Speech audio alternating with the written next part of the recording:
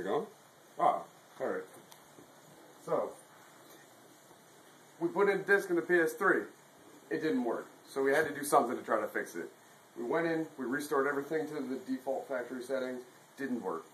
Went online, nobody else had the exact same problem we had, and we figured out the way to fix your PS3. First thing you have to do is turn it off. Just cut the power, nobody cares. Next, step 2. Disconnect cables from PS3. Step 3. Beat that shit apart and smash. Don't smash it, because then that probably won't work. Next, put it down and plug it back in, and it'll work. Yeah, that's it.